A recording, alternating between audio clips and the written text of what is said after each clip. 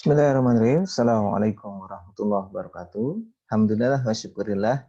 Wala khala wala quwata illa billah ma ba'du. Saya ucapkan selamat pagi menjelang siang buat anak-anakku sekalian. Semoga kabar kalian senantiasa diberikan kesehatan ya Allah Subhanahu wa taala. Nah, pada kesempatan pertemuan yang ke-14 ini kita akan mengulang mereview materi yang sudah Bapak sampaikan. Mohon agar kalian menyimak dengan baik agar bisa mengikuti dan mengerjakan tugas di akhir pelajaran. Baik, sebelumnya Bapak akan share dulu materi pada kesempatan hari ini. Nah, kita akan membahas ulang tentang UPS ya. Kemarin kalian sudah paham bahwasanya UPS itu singkatan dari Uninterruptible Power Supply. Nah, anakku sekalian, kita paham betul bahwasanya komponen UPS ini sangat penting dalam kehidupan manusia, ya kan? Karena UPS ini merupakan salah satu perangkat elektronik yang dia bisa mengcover terjadinya misalkan ada pemadaman listrik gitu ya. Jadi yang bisa mengcover tenaga atau energi listrik atau cadangan energi yang diberikan kepada peralatan elektronika gitu. Nah, kita akan lihat fungsi dari UPS gitu kan. Nah, perhatikan di slide yang Bapak tampilkan gitu ya. Jadi UPS ini mempunyai beberapa fungsi ya. Yang pertama memberikan utility power dan memelihara tegangan dan frekuensi agar tetap stabil. Gitu. Yang kedua agar masalah kelistrikan tersebut tidak menimbulkan gangguan baik pada software maupun hardware-nya. Selain itu untuk menghindari kerusakan prematur pada hardware. Nah, secara umumnya UPS ini berfungsi sebagai backup daya sementara. Ya. Jadi anak sekalian, jadi fungsi utamanya adalah membackup daya sementara apabila terjadi pemadaman listrik seperti itu. Nah, baik, kita akan lihat contoh penggunaan UPS. Nah, UPS banyak digunakan dalam kehidupan sehari-hari ini itu pada perangkat komputer yang kita sebut dengan PC atau personal komputer. Nah, fungsi utamanya UPS ini adalah untuk menyediakan tenaga listrik dan menyalurkan ke komputer atau PC secara otomatis ketika aliran dari sumber listrik padam. Jadi pada saat listrik mati, maka PC ini ya atau CPU ini tidak langsung mati. Karena apa? Karena ada sumber energi dari UPS. Nah, berapa lama bertahannya ini tergantung dari kualitas UPS yang kalian beli. Ada yang bisa bertahan 15 menit, ada sampai 30 menit, bahkan mungkin ada yang 1 jam, tergantung kualitas, kapasitas, dan juga harga daripada UPS yang kalian beli. Baik, kita lanjutkan. Nah, mungkin kalian sering menghadapi pemadaman listrik secara mendadak, ya. Tahu-tahu listrik mati aja gitu. Nah, kalau terjadi pemadaman listrik secara mendadak ini akan mengakibatkan beberapa kerusakan yang terjadi, ya kan? Nah, kita lihat pertama adalah kerusakan pada program atau software. Jadi pada saat kalian sedang menyalakan komputer, kemudian tiba-tiba listrik mati mendadak dan sering mati mendadak, maka program atau software pada komputer tersebut akan mengalami kerusakan. Gitu. Yang kedua adalah kerusakan atau kehilangan data. Nah, ini otomatis akan terjadi pada saat kalian sedang ngetik, ya, kemudian filenya belum tersimpan atau mati. Pasti akan hilang data yang sudah kalian kerjakan. Oleh karena itu, harus hati-hati sebelum kalian mengerjakan, harus buat file penyimpanan terlebih dahulu agar data tidak hilang. Seperti itu ya. Kemudian ketiga adalah kerusakan atau permasalahan pada perangkat kerasnya atau hardware-nya. Nah, hardware juga bisa mengalami kerusakan. Nah, perangkat keras itu apa saja? Mungkin kalian bisa melihat ya, perangkat keras yang ada di CPU itu ada hard disk ya. Kemudian ada CPU itu sendiri, ada monitor, ada power supply dan lain sebagainya. Kalau sering terjadi pemadaman listrik, maka perangkat-perangkat keras ini pun akan mudah rusak tentu saja. Ya kan? Nah, penggunaan UPS ini merupakan salah satu upaya untuk mengantisipasi, mencegah timbulnya kerusakan-kerusakan yang terjadi seperti di atas. Nah, baik anak-anak sekalian, kita akan lanjutkan ya. Jadi ini sudah kalian pahami dampak daripada terjadinya pemadaman listrik secara mendadak. Nah, sekarang kita akan lanjut kepada bagian-bagian daripada UPS. Mungkin kalian sudah familiar, ada yang paham? bagian-bagian utama dari UPS itu ada 4 ya, masih ingat ya pada pertemuan sebelumnya. Betul, yang pertama ini kalau kita lihat dulu bagian depan ya, tampak dari bagian depan ini ada tombol power on off ya. Tombol ini berfungsi untuk apa? Untuk menghidupkan dan mematikan daripada UPS ya. Kita akan lihat dulu nih bagian-bagian depannya. Kemudian ada lampu tanda indikator di sini ya, lampu tanda indikator. Kemudian ada lampu tanda backup, ada lampu tanda charger di sini ya kan, ini juga ada mereknya ya. Nah, ini bagian UPS tak kalah tampak dari depan yang sudah jadi seperti ini. Lalu bagaimana dengan bagian belakangnya? Ya. Bagian belakang UPS itu kita lihat ini ada bagian outputnya. Ya. Nah, output ini adalah bagian yang akan dihubungkan dengan perangkat elektronik yang ada di beban yang digunakan. Bisa laptop, bisa PC komputer, atau perangkat-perangkat yang lain yang kalian gunakan. Di outputnya. Nah, inputnya mana? Nah, inputnya adalah ini. Ya, ini bagian input berupa kabel yang dihubungkan kepada steker, kemudian dicolok ke stop kontak atau jala-jala listrik PLN yang ada di rumah kalian. Betul ya. Nah, di dalam bagian belakang UPS ini juga terdapat satu komponen elektronik yang bernama sikring. Ya. Nah, sikring ini berfungsi untuk mencegah terjadinya apa? Ada yang tahu? Ya, betul. Mencegah terjadinya konsleting listrik. Jadi pada saat terjadi konslet, maka sikring ini berfungsi sebagai pengaman. Ya, pengaman agar tidak terjadi kebakaran dan lain sebagainya. Dia akan secara otomatis nanti akan putus sehingga tidak terjadi kebakaran yang lebih seperti itu. Nah, baik anakku sekalian, kita lanjut. Ini adalah UPS kalau dibongkar. Nah, ya. Kalau dibongkar, kalian bisa melihat ini ada bagian-bagian di dalam sebuah UPS. Ya. Ini ada bagian atasnya disebut dengan motherboard. Mungkin kalian sudah paham ya. Kalau di komputer, apa fungsi motherboard? Ada yang tahu? Ya, betul.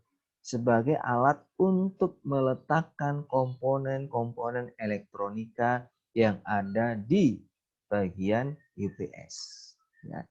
Kemudian selain motherboard, ini ada bagian yang tidak kalah pentingnya. Ini baterai high capacity. Nah, baterai ini berfungsi untuk apa? Menyimpan, ya, menyimpan tegangan listrik sementara.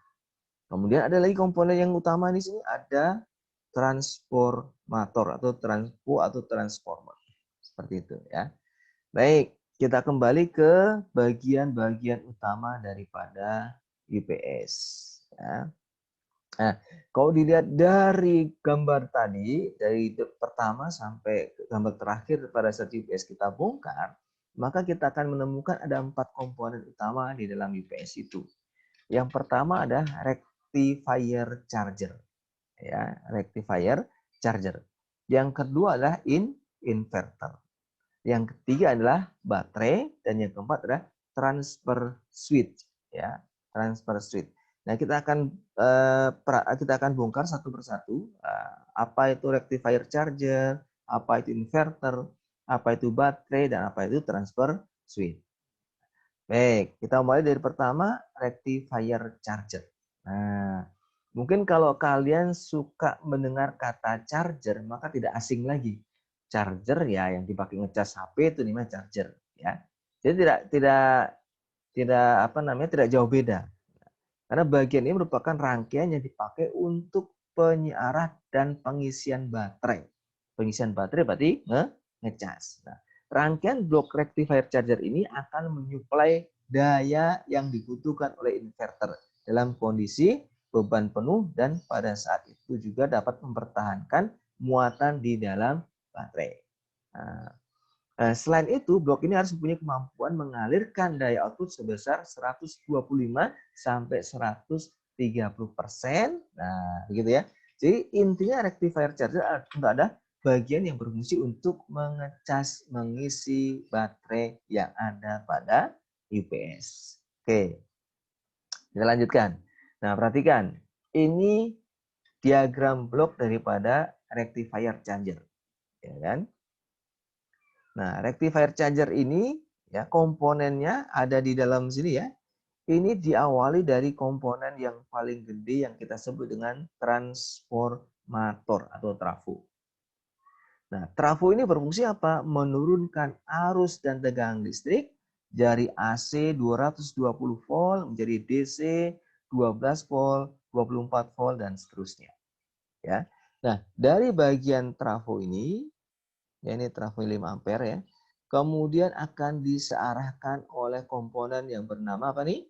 Dioda ya, betul. Fungsi dioda adalah mengarahkan arus dan tegangan listrik.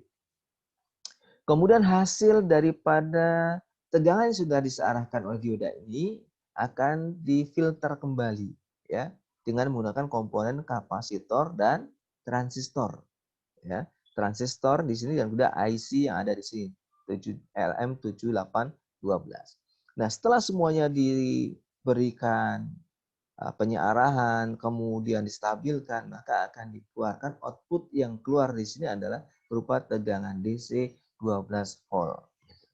Nah, dari tegangan DC 12 volt inilah yang akan digunakan untuk mengisi atau mengecas batu baterai atau aki yang ada di dalam UPS.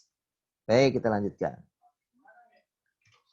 Komponen yang kedua sekarang. Nah, komponen yang kedua adalah inverter. Nah, apa fungsi inverter? Nah, mungkin kalian sudah kenal tuh. Ada komponen-komponen yang digunakan untuk merubah. Ya, jadi inverter ini berfungsi untuk merubah apa? Merubah tegangan DC menjadi AC. Kok tadi rectifier charger itu mengecas, ya kan? Inverter itu merubah, ya. Nah, kualitas inverter merupakan penentu dari kualitas daya yang dihasilkan oleh suatu sistem UPS.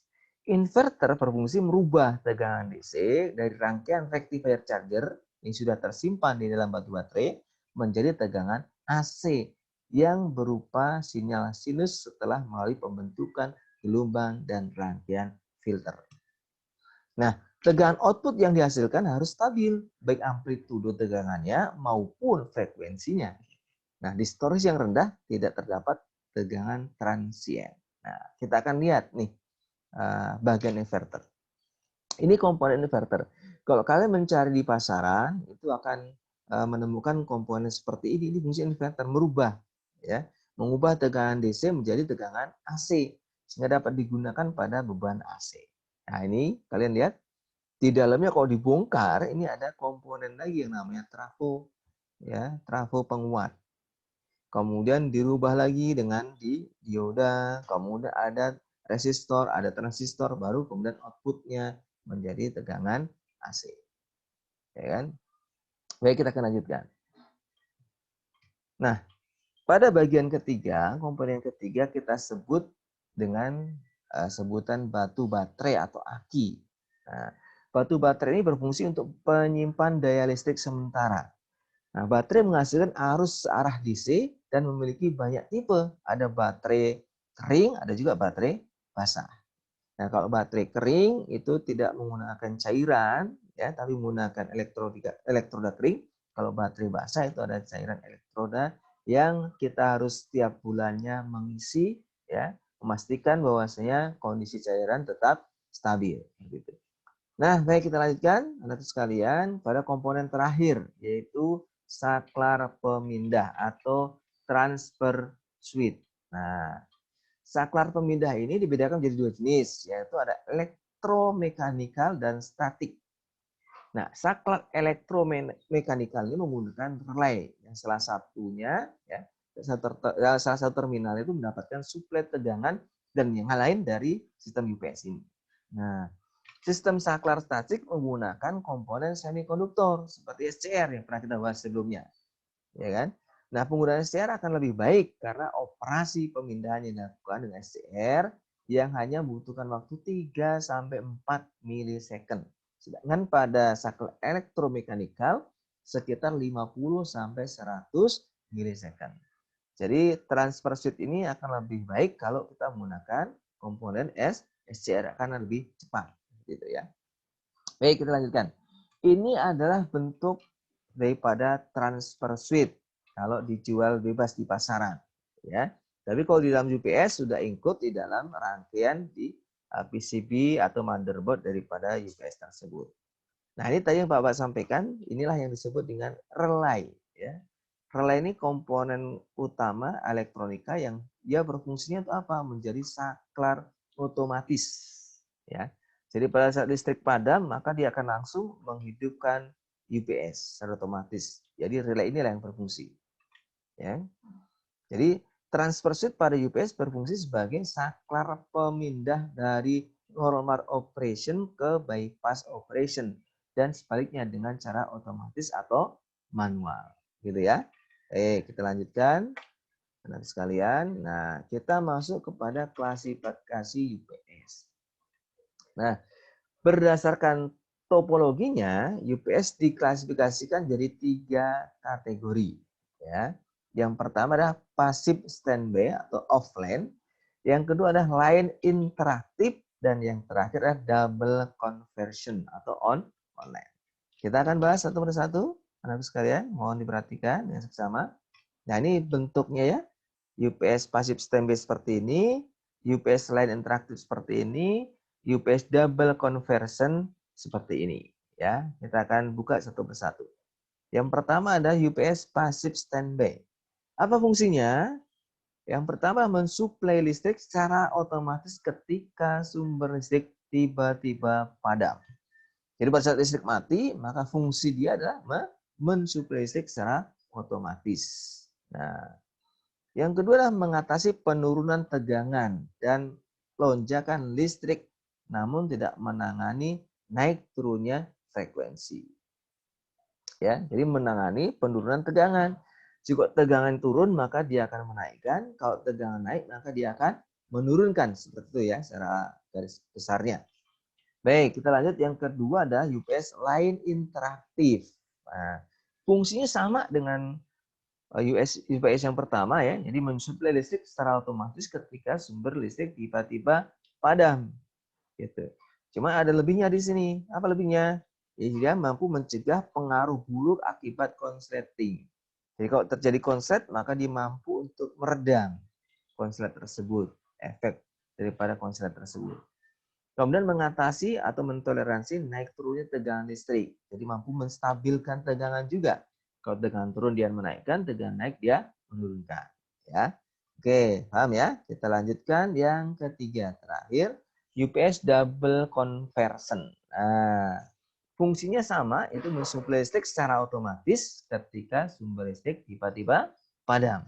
Oke, yang kedua mengatasi mentoleransi naik turunnya tegangan listrik.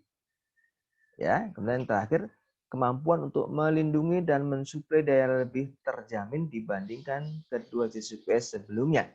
Nah, kemudian ini adalah menawarkan jaminan proteksi yang lebih lengkap. Jadi ini adalah UPS yang paling lengkap dibandingkan UPS yang pertama dan UPS yang kedua. Tentu saja harganya juga lebih mahal ya, sekalian. Baik, kita lanjut. Nah, perhatikan bagian cara kerja UPS. Tadi di awal sudah Pak Guru ceritakan, nah sekarang secara umum kalau diberikan gambaran tentang bagian cara kerja UPS ada seperti ini. Pertama adalah dari arus listrik PLN, kita sebut sebagai inputnya. Input AC 220 volt, ya, kemudian akan disearahkan ya oleh komponen yang nama rectifier charger. Ya, dia akan berubah dari AC menjadi DC. Kemudian setelah berubah menjadi DC, akan digunakan untuk mengisi batu baterai di sini atau mengecas batu baterai. Ya. Nah, pada saat batu baterai sudah dicas penuh, kemudian terjadi pemadaman listrik, maka batu baterai akan diubah oleh inverter ini dari DC menjadi tegangan AC. Nah, setelah jadi tegangan AC, maka akan dihubungkan ke transfer switch atau saklar pemindah yang memindahkan dari listrik PLN ke UPS. Baru masuk ke output. Outputnya adalah perangkat elektronika yang kita gunakan. Jadi ini anak-anak sekalian, bagian cara kerja UPS. Mohon agar kalian simak dengan baik dan perhatikan dengan seksama. Nah, untuk materi nanti akan Pak Guru share ya di Instagram Pak Guru, ya bisa kalian lihat di situ. Nanti silahkan bisa dibaca-baca, selain di blog juga bisa di dilihat di Instagram. Ya, akunnya Mas Yono 29. Baik, untuk selanjutnya kita akan masuk ke tugas di pertemuan ke-14 ini. Tugas kalian ada 3, ya. Silahkan nanti dikerjakan di buku tulis. Kemudian kalau sudah selesai dipoto, nah saat dipoto diupload di link yang ada di bawah ini ya, https://bit.ly upload tugas_pjjpre. Tugasnya yang pertama adalah jelaskan 3 alasanmu kenapa kita memerlukan UPS sebagai pengaman peralatan elektronika. Kenapa sih kita perlu UPS? Nah, jelaskan.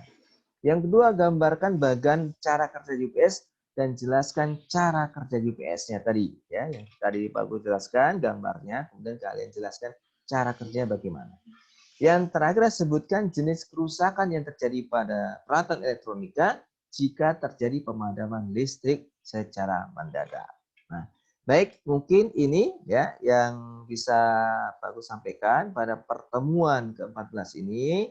Jadi silakan nanti kalian selesaikan tugas-tugas yang sudah diberikan dan diupload melalui link yang sudah dibagikan. Terima kasih, sampai ketemu lagi di pertemuan selanjutnya. Akhirul kalam, wabillahi taufiq wal hidayah. Assalamualaikum warahmatullahi wabarakatuh.